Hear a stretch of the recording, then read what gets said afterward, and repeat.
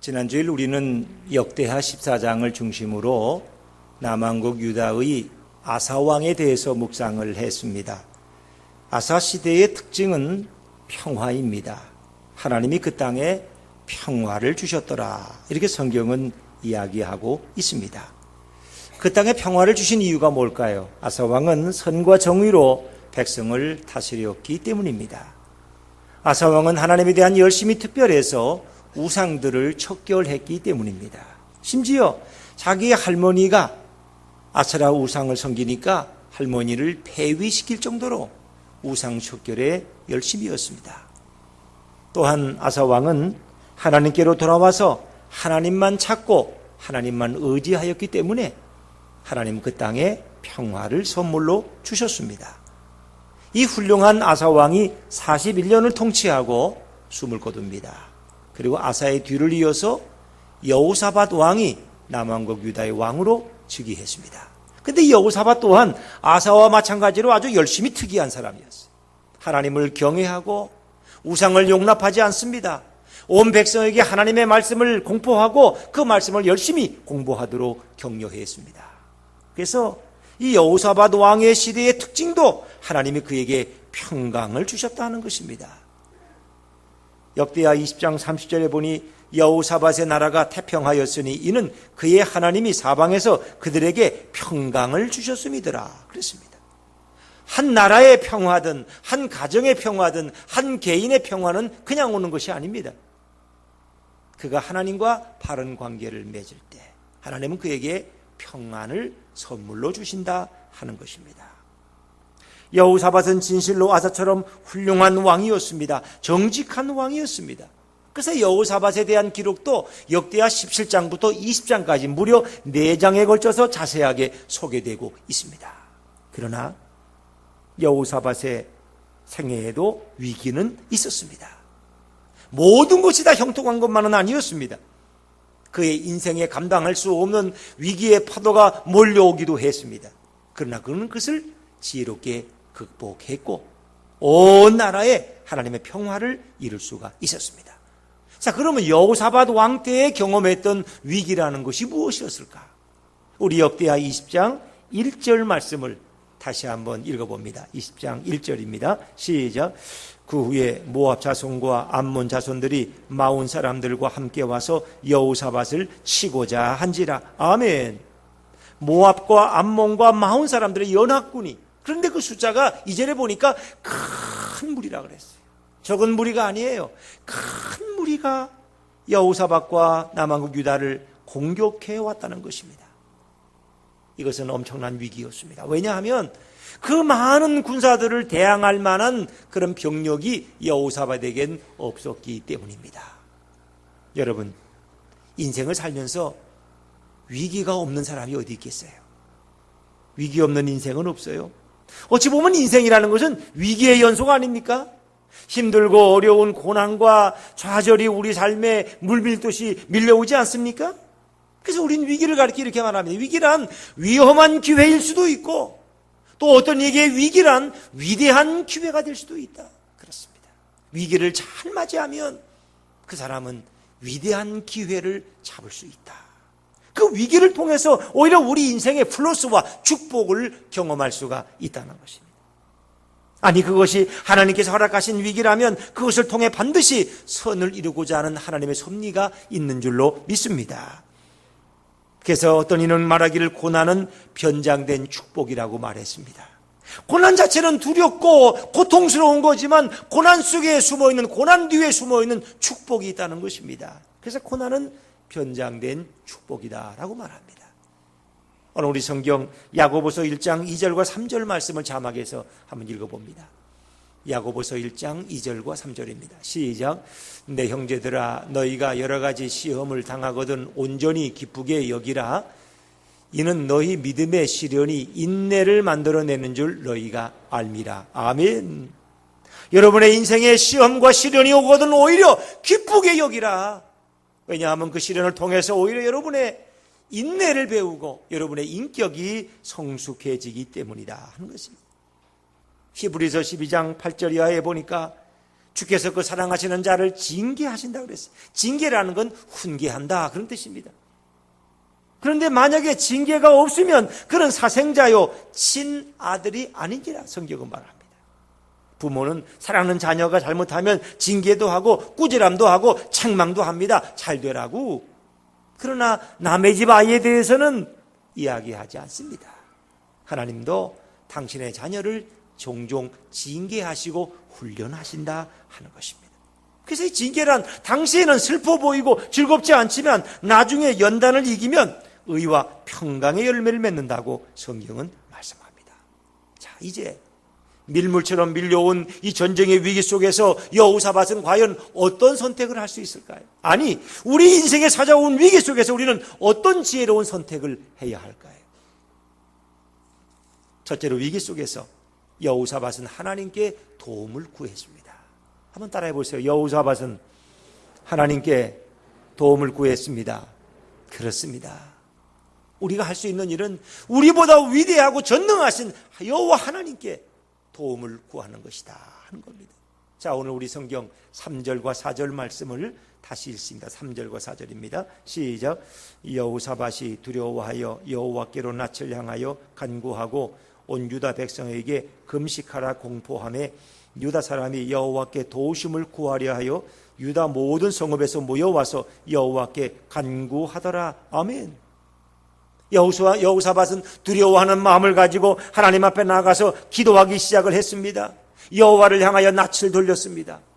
그리고 온 백성에게 금식을 선포합니다. 그리고 백성들도 성전에 나와서 하나님 앞에 간구하며 하나님의 도움을 요청하기 시작을 했습니다. 이것이 위기를 해결하는 첫 번째 방법입니다. 여러분에게 위기가 찾아올 때 먼저 기도의 무릎을 꿇으시기를 주의 이름으로 축원합니다.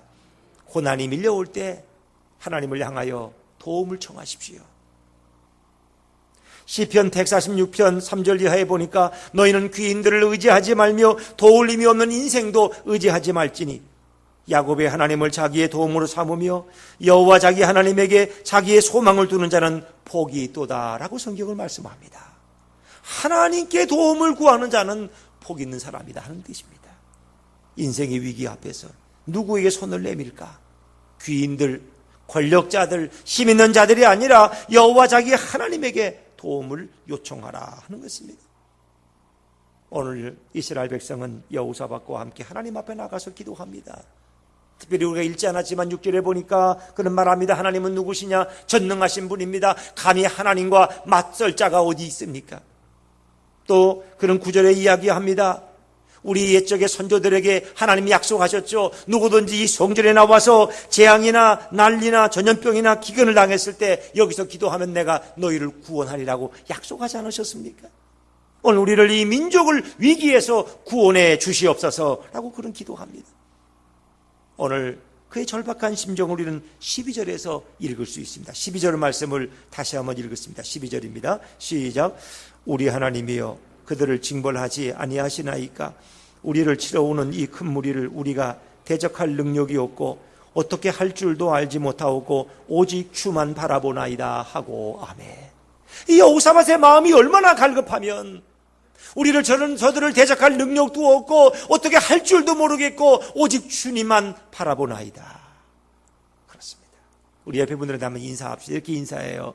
위기당하면 주님만 바라봅시다. 시작. 위기당하면 주님만 바라봅시다. 오직 주만 바라보나이다. 우리는 어떻게 할 줄 모르겠어요. 대항할 힘과 지혜도 없어요. 오직 하나님만이 도우실 수 있기 때문에 하나님께 도움을 구하였습니다.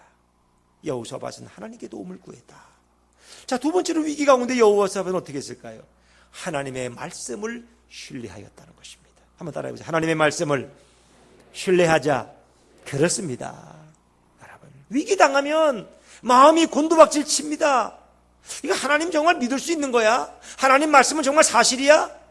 의심이 생깁니다. 마귀가 내 마음속에 의심을 불어넣어줘요. 11조만 열심히 했더니 축복도 안 하고 사업은 점점 어려워지는데 이거 계속 해야 되는 거야? 이런 의심이 마음속에 들어요. 여러분 위기 당할 때 오직 하나님의 말씀을 붙들고 하나님만 신뢰하시기를 주의 이름으로 축원합니다. 오늘 이스라엘 백성이 여호사밧과 함께 하나님 앞에 나가 간절히 기도할 때 하나님께서 레위인 가운데 야하실이라는 사람을 세워서 하나님의 성령을 그에게 부어주십니다. 그리고 그가 백성에게 하나님의 말씀을 대언했습니다. 그 내용이 바로 15절과 17절에 소개되는데, 하나님은 야하실을 통해서 말씀하신 너희는 이 큰 무리로 인하여 두려워하거나 놀라지 말라. 이 전쟁은 너에게 속한 것이 아니라 바로 여호와께 속한 것이다. 하나님이 다윗을 통해서 하신 말씀이에요. 전쟁은 너에게 속한 것이 아니라 하나님께 속한 것이다. 여러분의 인생의 치열한 싸움은 여러분이 싸우는 것이 아니라 하나님이 대신 싸우실 줄로 믿으시기 바랍니다. 그건 여러분의 문제가 아니라 하나님의 문제라는 거예요. 그리고 하나님은 말씀하시면 17절에 이 전쟁은 너희가 싸울 것이 아니라 너희가 대열을 이루고 서서 너희와 함께한 여호와가 너희를 어떻게 구원하는가 목도하라는 것입니다. 너희는 두려워하지 말라. 그리고 내일 그들을 맞서 나가라. 맞서 나가라. 다시 말하면 벌벌 떨고 있지 말고 나를 믿고 나가서 그들과 맞서라. 맞서라. 싸우란 얘기는 아직 아니에요. 그러나 그들을 대하여 대열을 이루고 마주보고 서라는 것입니다. 싸우기 일보 직전이에요. 근데 누가 싸우시냐? 하나님이 싸우신다는 것입니다. 내가 너희와 함께 하리라 그랬습니다. 여러분, 문제 앞에, 위기 앞에 피하지 마시고 하나님 말씀 믿고 대면할 수 있기를 바랍니다. 우리는 이걸 직면이래. 문제를 자꾸 회피하지 말고 도망가지 말고 문제를 바로 보고 대면하라. 내가 너희 대신 싸울 것이다. 내가 너희를 구원할 것이다. 내가 너희와 함께 할 것이다. 주님 말씀하십니다. 이 말씀과 약속을 붙들고 여호사밧과 온 백성은 여호와 앞에 경배합니다. 그리고 하나님을 찬양하기 시작했습니다. 이게 하나님의 말씀이에요. 자, 우리 17절 말씀 중요하니까 한번 더 읽어보죠. 17절입니다. 17절 같이 한번 읽습니다. 시작. 이 전쟁에는 너희가 싸울 것이 없나니 대열을 이루고 서서 너희와 함께한 여호와가 구원하는 것을 보라. 유다와 예루살렘아, 너희는 두려워하지 말며 놀라지 말고 내일 그들을 맞서 나가라. 여호와가 너희와 함께 하리라 하셨느니라 하매. 아멘. 두려워하지 말고 대적들과 맞서라. 내가 너희와 함께 할 것이다. 자, 다음 날 아침입니다. 이제 여호사밧과 온 이스라엘 백성은 대적을 향해서 걸어나가기 시작하는데 백성 중에 아직도 두려워 떠는 자가 있어요. 자꾸 뒤로 빠지려고 그래요. 도대체 하나님 말씀 믿고 어떻게 나가냐고, 이러다 죽는 거 아니냐고. 그래서 여호수아는 그들을 또한 격려합니다. 뭐라고 격려하느냐? 20절 말씀입니다. 20절 같이 읽죠. 20절 시작. 이에 백성들이 아침에 일찍 일어나서 드고와 들로 나가니라. 나갈 때에 여호사밧이 서서 이르되 유다와 예루살렘 주민들아, 내 말을 들을지어다. 너희는 너희 하나님 여호와를 신뢰하라. 그리하면 견고히 서리라. 그의 선지자들을 신뢰하라. 그리하면 형통하리라 하고. 아멘. 그랬습니다. 백성들을 격려하는 거예요. 여러분 한번 따라 하시죠. 여호와를 신뢰하라. 견고히 서리라. 그렇습니다. 여러분이 여호와를 신뢰하면 여러분은 견고히 설 것입니다. 너희 선지자를 신뢰하라. 그리하면 형통할 것이다. 형통이라는 건 뭐예요? 반드시 전쟁에 이길 것이다. 왜 하나님을 신뢰하고 왜 선지자를 신뢰해? 간단해요. 하나님께서 너희 싸움이 아니니까 걱정하지 말고 마주 나가서라. 내가 너희 대신 싸울 거야 하는 말씀을 주셨어요. 그리고 그 말씀을 누가? 선지자가 대신 정한 거예요. 하나님의 성령이 임해서. 그러니까 백성은 누구를 신뢰해야 돼? 하나님도 신뢰하지만 그 말씀을 전한 선지자도 신뢰해야 돼. 저 선지자가 혹시 저 거짓말 하는 거 아니야? 저놈이 저거 엉뚱한 소리 하는 거야? 아니야? 선지자를 의심하면은 그 말씀은 능력이 나타날 수 없어. 설교자가 서서 하나님 말씀을 대언하지만 여러분은 하나님의 말씀을 신뢰하되 설교자를 신뢰해야 돼요. 저 설교자가 하나님 말씀을 왜곡되게 전하는 거 아니야? 이렇게 안 하면 그 말씀은 여러분에게 아무런 능력이 없는 것입니다. 하나님을 신뢰하고 선지자를 신뢰하라. 그러면 너희가 반드시 이길 것이다. 형통할 것이다. 백성들을 격려해 주소서. 여러분은 무엇을 신뢰하십니까? 하나님의 승리, 하나님의 약속, 하나님의 말씀을 견고히 붙드시기를 주의 이름으로 축원합니다. 헨리 비치라는 미국의 유명한 목사님이 그런 말씀을 했습니다. 우리는 날마다 아침에 일어나면 2개 중에 1개의 문고리를 붙든다. 우리는 날마다 2개의 문고리를 잡고 살아가는데 하나는 두려움의 문고리요, 다른 하나는 믿음의 문고리이다. 아침에 여러분이 일어나시면 하루를 출발하셔야 되는데 오늘은 내가 어떤 문을 열까? 두려움의 문고리를 잡을까? 믿음의 문고리를 잡을까? 여러분이 선택하셔야 돼요. 두려움의 문고리를 잡으면 여러분의 하루는 의심과 불안과 두려움으로 가득 차는 것입니다. 여러분이 아침에 일어나서 믿음의 문고리를 잡는 순간 여러분의 하루는 승리할 줄로 믿으시기 바랍니다. 믿음의 문고리를 잡으십시오. 옆에 분들한테 또 한번 이렇게 인사합시다. 아침에 일어나면 믿음의 문고리를 잡읍시다. 시작. 아침에 일어나면 믿음의 문고리를 잡읍시다. 오늘도 하나님이 나를 지키실 거야.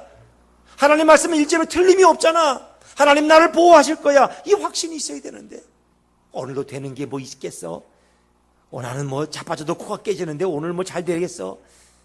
나는 분명히 거래하면 안 될 거고 장사하면 손님도 안 올 거고 나는 오늘도 실패할 거야. 이렇게 미리 생각하면 그 사람은 자기 믿는 대로 그렇게 되는 거예요. 그러나 오늘도 믿음의 문고리를 붙드십시오. 믿음의 문을 활짝 여시고 하나님이 나와 함께 하실 거야. 내 인생을 싸워주실 거야. 나는 승리할 거야. 여러분의 인생은 축복의 하루가 될 줄로 믿으시기를 바랍니다. 그렇습니다. 어떤 문고리를 잡느냐가 너무너무 중요한 것입니다. 제2차 대전 때 베어리라고 하는 목사님이 계셨습니다. 영국 목사님인데 독일 폭격기들이 밤새 들어가서 영국 런던을 폭격하기 시작했습니다. 사실 목사님이지만 우리 집에 포탄이 떨어질까 봐 두려워서 잠을 못 자겠어요. 10살짜리 딸이 있는데 딸도 잠을 못 이뤄요. 그런데 이 딸의 친구가 부모님이 멀리 가셔서 자기 집에 와서 같이 생활하고 있었어요. 그런데 이 친구 딸은 자기 딸의 친구죠. 딸의 친구는 잠을 잘 자는 거예요. 그 폭격 속에서도 코를 골며 잠을 자는 거예요. 그냥 야, 쟤는 참 신기한 애다. 애가 둔하거나 좀 귀가 먹었던가 이상하단 말이야. 아침에 식사하면서 물었어. 야, 너는 밤새도록 폭격하는데 너 어떻게 잠을 잘 자냐? 너 어떻게 코를 골며 잘 수 있니? 그랬더니 그 딸의 친구가 이렇게 대답을 했어요. 목사님, 하나님이 깨어 계시는데 둘 다 깨어 있을 필요가 뭐 있나요? 그래서 하나님이 깨어서 나를 지키고 보호하고 계시는데 나까지 깨어 있을 필요가 뭐 있어요? 하나님이 깨어 계시니까 나는 잘 수 있는 거죠. 그렇습니다. 하나님은 졸지도 아니하시고 주무시지도 아니하는 것을 믿으시기 바랍니다. 적어도 이 믿음, 이 확신이 우리에게 있어야 돼요, 여러분. 이게 하나님을 신뢰하는 믿음인 것입니다, 여러분. 그래서 이사야 43장에 뭐라고 말씀하십니까?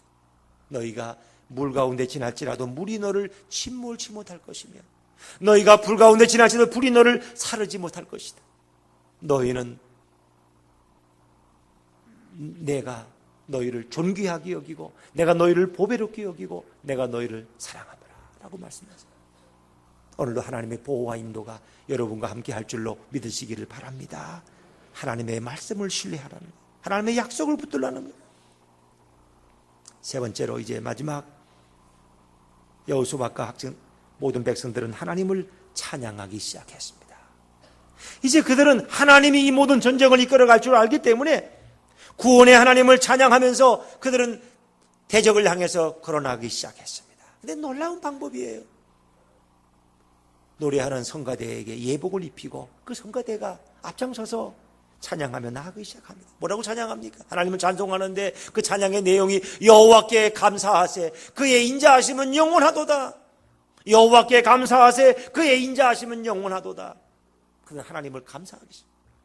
그리고 하나님의 영원한 사랑을 그들은 노래하기 시작했습니다. 자, 이러면서 놀라운 일이 일어났어요. 이 노래와 찬송이 시작될 때에 복병이 일어나서 대적을 무찌르기 시작했는데 이 대적들이 자기들끼리 서로 칼을 겨누고 싸우기 시작했어요. 한 사람도 남지 않고 다 서로를 죽이고 말았어요.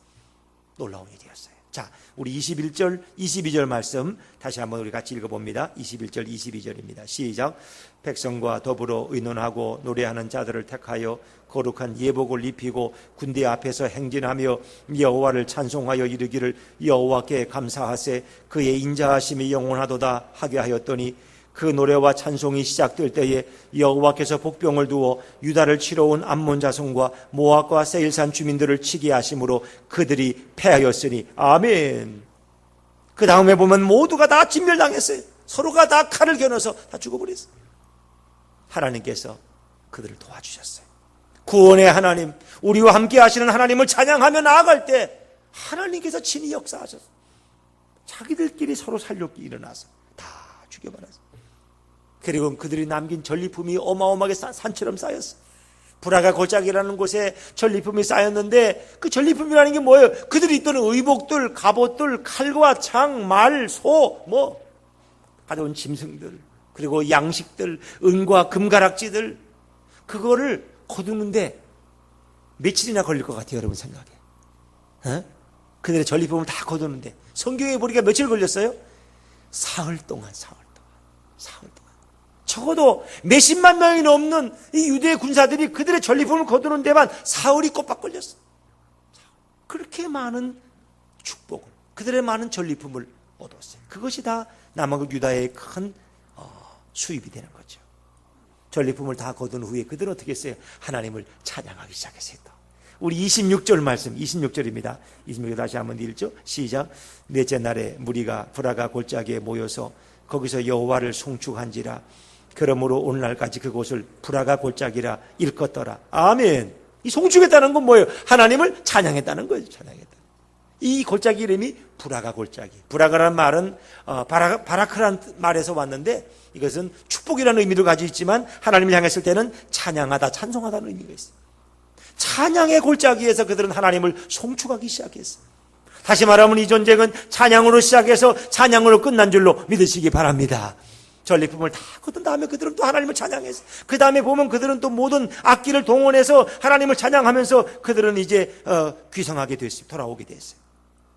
하나님께서 그 땅에 온 사방에 평안을 주셨더라라고 성경은 말씀합니다. 브라가 골짜기, 여러분 위기의 골짜기, 고난의 골짜기, 참으로 슬픔의 골짜기가 찬양의 골짜기, 감사의 골짜기가 되기를 주의 이름으로 축원합니다. 이 중요해요. 찬양은 능력이 있습니다. 감사는 능력이 있어요. 오늘 성경은 뭘 얘기하는 겁니까? 이상한 전쟁 방식으로 소개하는 거 아닙니까? 요즘은 드론이라고 아시죠? 드론. 그 무인 공격기. 사람이 타지 않은 작은 비행기가 적을 다 정찰하고 감시하고 요인을 암살하고 폭격도 하고 다 합니다. 그 드론이라 그래요. 드론. 미국에서 그런 걸 많이 만들어서 아랍에서 활용하고 있다 그럽니다. 이 드론. 사람이 타고 있지 않은 조그만 폭격기인데 그것이 사람들을 정확하게 죽이고 사살하고 폭격을 떨어뜨려요. 놀라운 일이죠. 그런데 오늘 성경이 나타나는 이 전쟁 방식은 다른 게 아니에요. 칼도 없고 대검도 없고 탱크도 없고 비행기도 없지만 하나님을 찬양하면서 그 약속을 붙들고 나아갔더니 하나님의 놀라운 승리를 부어주셨다. 여러분의 인생의 위기 앞에서 하나님의 약속을 붙들고 하나님을 신뢰하고 찬양하며 나아가기를 주의 이름으로 축원합니다. 감사하라는 것입니다. 감사라는 이와 같이 능력이 있어요. 바울과 실라가 찬양하며 감사할 때 옥문이 열렸습니다. 찬양할 때 하나님께서 기적을 베풀어 주십니다. 찬양할 때 죽은 자가 살아납니다. 찬양할 때 대적을 무찌를 수 있습니다. 우리 한국에 얼마 전에 왔던 닉 부이치치라는 아주 유명한 신앙인이 있습니다. 그는 태어났을 때 해표지증이라 그래서 이 아기를 낳고 보니까 양팔과 다리가 없어요. 그리고 저기 사진에도 보지만 이 발바닥만 있어요. 발바닥과 발가락. 처음엔 그 발가락도 없었는데 그것도 이렇게 의사가 수술을 해서 발가락을 잘라놓으니까 그 발가락으로 모든 걸 다 해요. 연주도 하고요. 컴퓨터도 잘 치고요. 음악도 하고 기타도 치고 다 해요. 그 발가락으로. 참 놀라워요. 이게 바로 닉 부이치치입니다. 어머니가 간호사인데 이 닉 부이치치를 낳고 나서 어머니가 너무 당황해서 4개월 동안 아이를 보려고 안 했다는. 어떻게 이런 아이가 우리 집에 태어났나? 유전적인가? 그렇지 않습니다. 닉 부이치치 동생 둘이 태어났는데 그 아이들은 다 정상이에요. 닉 부이치치만 그래요. 그래서 성장하면서 목회자인 아버지가 부이치치야, 너에게는 하나님의 뜻이 있어. 너를 특별히 사용하고자 하나님의 계획이 있어. 그걸 깨닫게 하는 거예요. 닉 부이치치는 때로 8살 때부터 3번이나 죽으려고 자살을 시도했습니다. 그러나 그는 다시 일어납니다. 하나님의 말씀을 붙들고 일어납니다. 그리고 다른 사람에게 축복을 선물하는 인물이 되었다는 것입니다. 정말 놀라운 일이에요. 그의 생애에 극적인 변화가 있습니다. 한 번은 그가 고등학교 2학년 때 전교 학생회장에 당선이 된 어느 그 후에였어요. 한 번은 자기 학교에 미국인 강사가 왔어요. 원래 오스트레일리아, 호주 출신인데 학교 강사가 왔어요. 1,400명의 학생이 그 무더운 날씨에 강당에 비추하게 몰려들었습니다. 막 웅성웅성대고 막 아이들은 분위기 산만했어요. 근데 이 레기 뎁즈라는 강사가 강단에 딱 서더니 첫 마디가, 여러분, 저희 어머니는 몸을 파는 매춘부였습니다. 아이들이 집중하기 시작했어요. 저분의 어머니가 매춘부. 우리 어머니는 10대 소녀 때 길거리에서 몸을 팔다가 저를 낳았습니다. 저를 기를 수가 없어서 그 우리 어머니를 아끼고 사랑하는 한 아주머니가 저를 입양해서 자기 집에서 키웠습니다. 그 집도 식구가 남편이 있고 6명 식구가 있지만 저를 사랑해주고 저를 아껴주었습니다. 저는 그분들의 사랑 가운데서 이렇게 좋은 강사가 되도록 훌륭하게 성장했습니다. 그러면서 그가 많은 말 합니다. 여러분, 과거는 어쩔 수 없습니다. 그러나 미래는 바꿀 수 있습니다. 우리의 과거는 우리가 못 바꿉니다. 어떻게 우리의 부모를 바꿀 수 있습니까? 여러분의 성장 환경 바꿀 수 있습니까? 아니, 남편을 바꿀 수 있습니까? 못 바꿉니다. 자식을 못 바꿔요. 아내를 못 바꿔요. 그러나 미래는 바꿀 수 있다는 것입니다. 매춘부의 아들로 태어난 자기 운명이지만 자기는 미래를 개척할 때 오늘 감사하고 유명한 강사가 되어서 전 세계를 다닌다는 그 얘기를 듣는 순간 닉 부지치의 마음이 뜨거워지기 시작했어요. 그런 어느 모임에 가서 간증을 하게 됐는데 처음에는 실패했습니다. 그러나 그 간증을 듣고 많은 사람이 눈물을 흘렸습니다. 알코올 중독된 청소년들이 닉 부지치의 간증을 듣고 알코올 중독에서 벗어났습니다. 마약을 끊었습니다. 집으로 돌아갔습니다. 가출한 아이들이. 자기 얼굴이 못생겼다고 막 저주하며 열등감에 살아가는 아이들이 닉 부지치의 강연을 듣고 나서는 행복해지기 시작했습니다. 나는 내가 눈이 좀 작다고 고민하고 학교도 가기 싫었는데 닉 부지치 보니까 양팔도 없고 양다리도 없는 사람이 저렇게 행복할 수가 있느냐 말이에요. 다 충격. 여러분, 닉 부지치만보다 더 비참한 사람 여기 있습니까? 한번 손 들어보세요. 여러분, 그래도 팔다리는 다 있는 것 같아. 그렇죠. 닉 부지치는 팔도 없고 다리도 없어. 그런데 그는 믿음 안에서 늘 감사하고 찬양합니다. 그에겐 불가능이 없습니다. 그런 몸으로 수영을 얼마나 잘하는지. 저는 수영 못합니다. 사지가 멀쩡해도. 이 부지치는요, 수영을 얼마나 잘하는지 몰라요. 물속에서 그냥 살아요. 그리고 저는 골프를 못 치는데 이 부지치는 골프를 너무 잘 쳐요. 골프. 테니스도 너무 잘 쳐요. 테니스. 아마 우리 사람도 좀 더 잘 칠 것 같아. 이 부지치. 그리고 축구를 너무 잘해요. 축구를. 공을 머리에 올려놓고 떨어뜨리진 않아요. 못하는 게 없어요. 스카이다이빙도 해. 스카이다이빙. 그런 늘 감사해요. 늘 찬양해요. 결혼할 수 있을까요? 결혼했는데요, 부인이 기막히게 예뻐요. 우리 사람보다 훨씬 예뻐요. 예쁜 부인을. 얼마나 믿음 좋은 가정에 딸을 아내로 맞았어요. 아들을 낳았을까요? 아들이 지금 4개월째 됐어요. 얼마나 잘생겼는지 몰라요. 정상적인 아이예요. 여러분, 우리 인생을 어떻게 바라보냐에 따라서 우리의 삶은 달라질 수 있다. 닉 부지치는 감사하고 찬양했더니 하나님이 그를 들어서 위대하게 사용했어요. 그는 43개국에 400만 명을 직접 만나고 그들에게 복음을 증거하고 자기 삶을 간증했어요. 닉 부지치를 만난 사람들마다 변화되기 시작했어요. 불평과 원망이 사라지고 열등의식에서 벗어나고 찬양하며 그는 도전하게 되었다는 겁니다. 멜린 키로더스라고 하는 군목이 계십니다. 그분이 쓴 책의 제목이 감옥 생활에서 찬양 생활로 하는 책을 썼습니다. 그는 원래 망나니처럼 살다가 군대 입대했는데 군에서도 술 먹고 맨날 규정하고 폭력을 휘두르니까 감옥에 갇혔어요. 그럼 감옥에서 예수님을 만났습니다. 전도를 받고 예수님을 만났어요. 그리고 찬양하는 삶을 배웠어요. 그때부터는 찬양하기 시작해요. 그리고 신학교를 졸업하고 군목이 되었어요. 그가 쓴 책이 감옥 생활에서 찬양 생활. 그는 그 책에서 아주 놀라운 간증을 하고 있습니다. 한 부인이 목사님을 찾아왔어요. 목사님, 우리 남편이 술주정꾼이고요, 폭력을 휘두르고요, 도저히 못 살겠어요. 목사님, 무슨 그런 부인의 마음에 늘 원망과 불평이 가득하게. 그럼요. 지긋지긋해요. 지긋지긋. 목사님 말합니다. 당신 남편에 대해서 이제는 불평하고 원망하지 말고 감사하고 찬양하시기 바랍니다. 한 달만 그렇게 하세요. 한 달만. 하나님, 우리 남편이 비록 술주정도 하고 폭력도 휘두르지만 이런 남편 주신 거 감사합니다. 하나님을 찬양합니다. 이렇게 감사하고 찬양하세요. 이 부인은 목사님이 시키니까 그대로 했어요. 한 달 동안. 웬걸요? 한 달이 지난 남편이 술을 끊습니다. 사람이 달라집니다. 변화됩니다. 예수를 믿습니다. 그렇게 훌륭한 인격자가 됐어요. 찬양하고 감사하면 악한 마귀가 떠나가는 줄로 믿으시기 바랍니다. 술도 끊어지는 줄로 믿으시기 바랍니다. 놀라운 일이에요. 이것이 바로 감사의 기적이에요. 찬양의 기적이에요. 하나님 우리에게 이 본문을 통해서 찬양이란 얼마나 위대한 능력인가를 보여주는 거예요. 많은 그리스도인들이 찬양할 줄 몰라요. 감사할 줄 몰라요. 불평만 하고 원망만 하니까 삶이 점점 더 꼬이기 시작합니다. 꼬이면 꼬일수록 원망해요. 불평해요. 기도하지 않습니다. 여러분 기도하더라도 감사하고 찬양하며 기도하세요. 여러분의 인생은 반드시 바꿔질 줄로 믿으시기를 바랍니다. 인생의 가장 큰 저주가 뭔지 아세요? 감사하지 못하는 겁니다. 우리 역대하 32장 25절 자막의 마지막 한번 읽죠. 역대하 32장 25절 자막에 같이 한번 읽습니다. 네, 준비 안 됐으면 제가 읽겠습니다. 히스기야가 마음이 교만하여 그 받은 은혜를 보답하지 아니함으로 진노가 그와 유다와 예루살렘에 임하니라.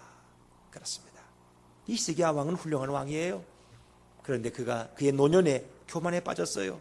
하나님 주신 은혜에 보답하지 아니했어요. 그랬더니 진노가 그에게 임했다는 거예요. 여러분이 예전에 아무리 큰 은혜를 받아도 지금 감사하지 못한다면, 은혜를 보답하지 못한다면 헛된 인생이에요.